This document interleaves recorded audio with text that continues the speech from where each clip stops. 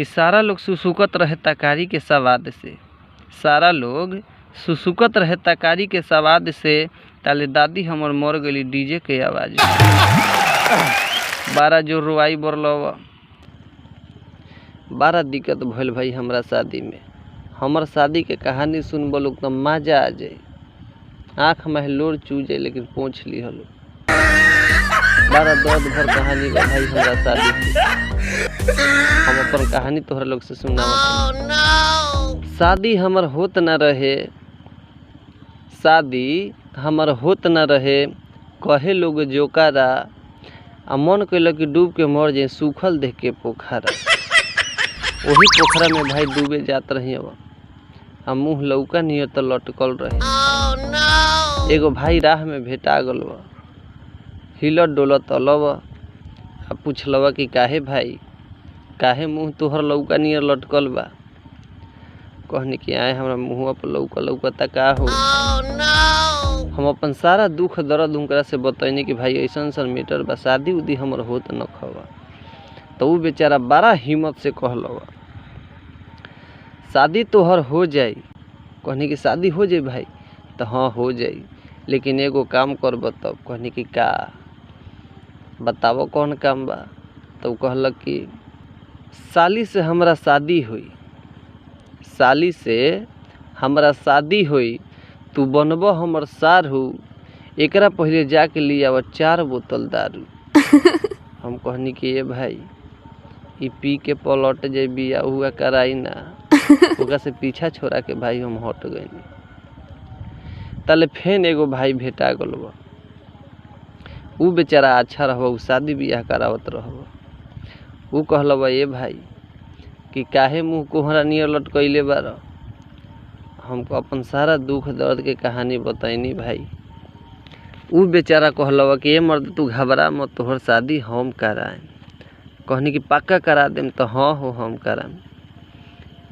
तो उ बेचारा कहलवा कि शादी कराम, लेकिन एगो शर्त बा। कहनी क्या शर्त बा बताई। तो शादी तोहर हो जाई, बाकी करे के पड़ी कुछ खर्चा। शादी तोहर हो जाई, बाकी करे के पड़ी कुछ खर्चा, आ सबसे पहले भख ले बबुआ शिव जी के चर्चा। कहनी कि शिव जी के चर्चा भख लेम तो शादी हो जाई। कहनी कि पक्का शादी हो जाई। तो हाँ हो पक्का तोहर शादी हो जाई। तब भाई बड़ा खुशी के बात भलवा के दिन उन तो धरा गइल। ई अगुआ अइलन तिलक के दिन। भलवा तो कहत हलवा पूरी बुनिया खियई ह, तिलक चढ़ी तहर दिने में। पूरी बुनिया खियई ह, तिलक चढ़ी तहर दिने में। ताले ससुर जी के पाकिट मरा गइल पापा जी से मिले में। अब हाला भइल चोरी में, अब हाला भइल चोरी में, तो पैसा मिलल झोरी। बड़ा दुख भलवा भाई। वो दिन केंगा केंगा केंगा केंगा तिलक तो चढ़ गलवा।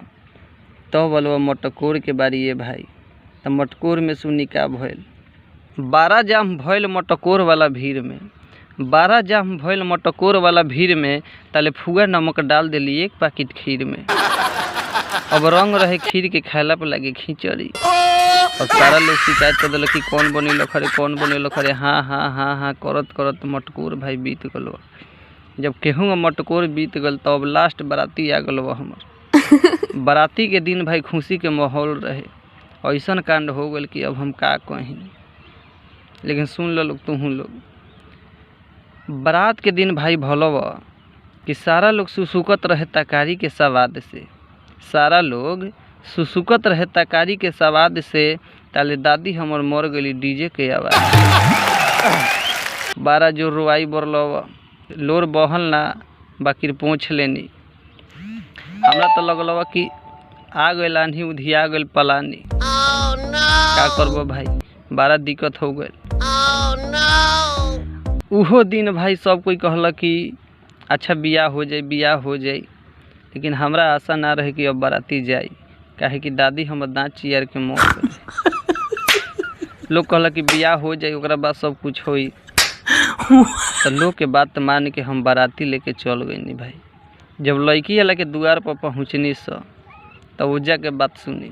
लड़की लोग मजाक करे फेंकत रहे गोटी, लड़की लोग मजाक करे फेंकत रहे गोटी आ जैसे पंडित जी खोलन अपन पोथी तले पीछे ही से फाड़ देले से धोती।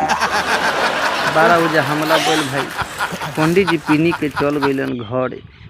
अब तो हमरा लागल नु कि बियाहवा अब ना होई, पंडित जी तो भाग गइल, अब के विधि विधि कराइए भाई। तो हमर सरवा 12 करवा से तेज रहे, 12 तेज रहे। उ कहलक के शादी होई दोसर पंडित जी के बोलावल जी। तो दोसर पंडित जी के भाड़ा पर पारा पर बैठा के बोलावल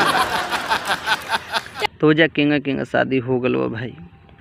ओकरा बाद जब यहाँ विदाई होके अनियव अपना घरे त गाँव के लोग कहलब कि आज चौठारी ह कि मछरी के विधि होला। हम कहनी मछरी कौन मछरी के हो, पोठिया के कि डेरवा के?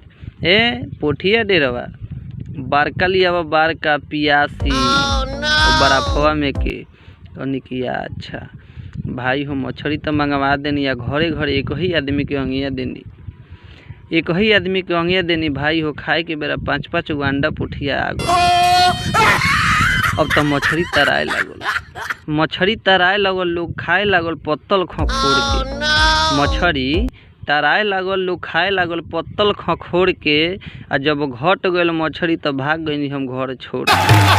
ऐसे भाई हम सब लोग से निहोरा करतनी, सब लोग से रिक्वेस्ट करतनी कि ए भाई कौनो फंक्शन करी हो बाकी मछरी में मत भरी हो।